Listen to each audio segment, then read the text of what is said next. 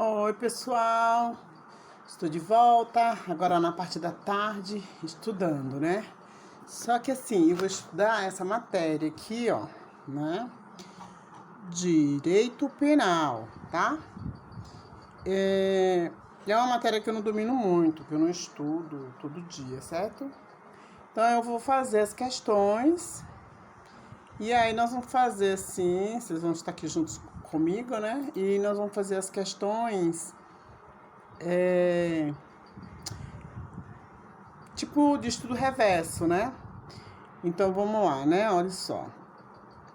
Em 7 de janeiro de 2017, João praticou conduta que, à época, configurava crime punível com prisão. O resultado desejado pelo autor, no entanto, foi alcançado somente 2 meses depois, ou seja, em 7 de março do mesmo ano, momento no qual a conduta criminosa tinha previsão de ser punida com apenas meses, com pena menos grave de restrição de direito. Que pergunta aqui é o seguinte: João não poderá ser condenado com a pena de prisão em razão da retroatividade da lei mais benéfica. Eu acho que é verdade, porque existe uma coisa assim, que a lei não pode retroagir, né? Só se for uma lei mais benéfica, né? Que pode retroagir. Agora, o que está falando aqui é João não poderá ser condenado com a pena de prisão em razão da retroatividade de lei mais benéfica. Bora, gente, vamos ver se tá certo. Tá certo, ótimo. Eu estava em dúvida, mas foi isso, olha só. O parágrafo 2º, né, o artigo 2º, parágrafo único do Código Penal, diz que a lei posterior que, de qualquer modo, favorecer o agente, aplica-se aos fatos anteriores, ainda que decididos por sentença condenatória transitada em julgado. Muito bem, vamos ver a próxima questão, certo? Vamos lá. Também tem um texto. É o mesmo texto de João. Então a gente já leu, vamos direto para a questão. Considera-se praticado o crime somente em 7 de março de 2017, momento em que se alcançou o resultado desejado. Em 7 de janeiro? Meu Deus, eu tô em dúvida, porque tem esse negócio que resultado desejado, vamos ver. Errou, então bora ver o que é, vamos lá. A questão está correta, pois o Código Penal adotou a teoria da atividade para o tempo do crime. Isso quer dizer que é considerado o momento da conduta, da ação ou omissão. Sendo assim, o crime foi praticado em 7 de janeiro de 2017. Então, está incorreto dizer que somente em 7 de março de 2017, o momento em que alcançou o resultado, não, porque fala que aqui, né, considerado o momento da conduta, ação ou omissão, tá certo? Então, se eu errei, não erro mais. Nossa, que questão grande, né? Mas tudo bem, vamos ver aqui.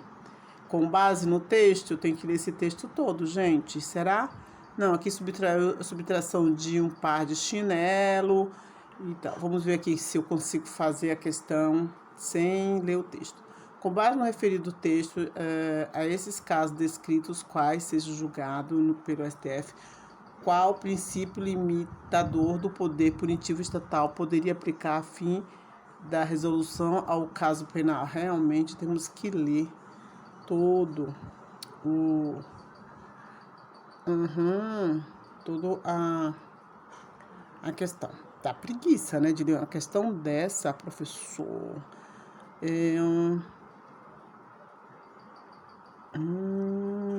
Deixa eu ver quais são as opções. Da legalidade, da reserva legal, da intervenção mínima, da insignificância, da adequação social, da fragmentariedade.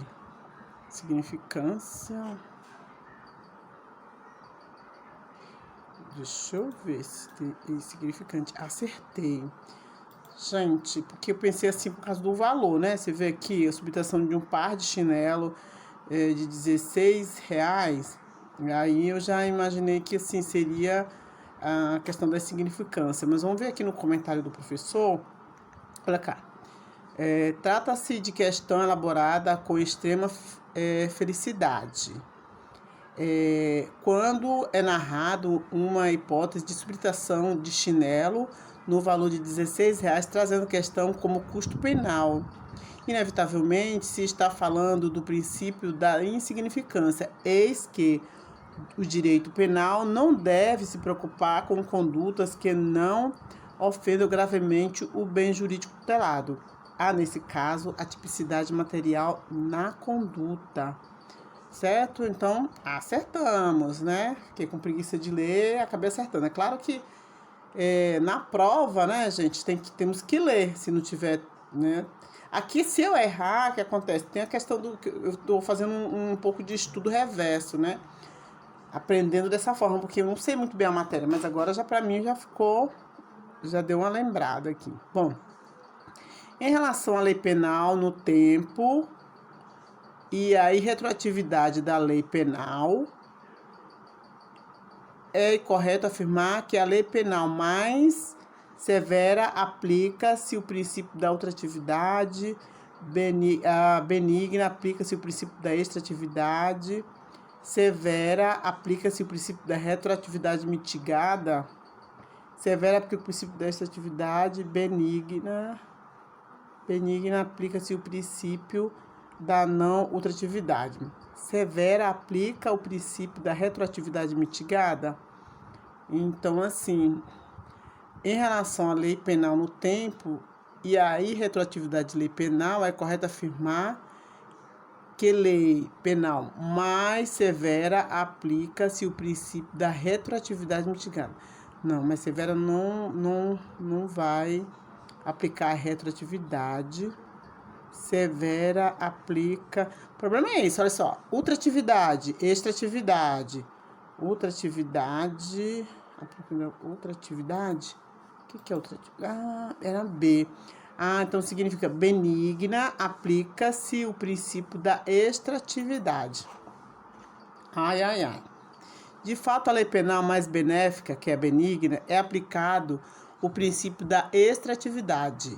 Ultratividade mais retroatividade. Ultratividade é a possibilidade de ser aplicada a lei aos fatos ocorridos em sua vigência, mesmo após após ela ter sido revogada. Já a retroatividade é a possibilidade de aplicação da lei aos fatos pretéritos, em virtude de ela ser mais benéfica. Então, errado, pois se aqui a primeira é errado, pois se a lei for mais severa, não pode aplicar a ultratividade, uma vez que a lei mais branda retroagirá. O C está incorreto, pois a lei mais severa nunca poderá retroagir. Essa foi a que eu tinha mais certeza. A lei penal mais severa não poderá ser aplicada o princípio da extratividade, ultratividades mais retroatividade, isso no caso da D. Errada a letra E, pois a lei penal benigna é aplicável ao princípio da ultratividade. Ok, gente. Então, vamos fazer mais uma, né? Ok. Vou procurar uma mais curtinha. Eu não estudei. Então, tendo uma referência à jurisprudência simulada dos tribunais superiores, julgue o item. Vamos ver. Tratando-se de crimes permanentes, aplica-se a lei penal mais grave se esta tiver vigência antes da cessação da permanência. Essa eu tenho certeza.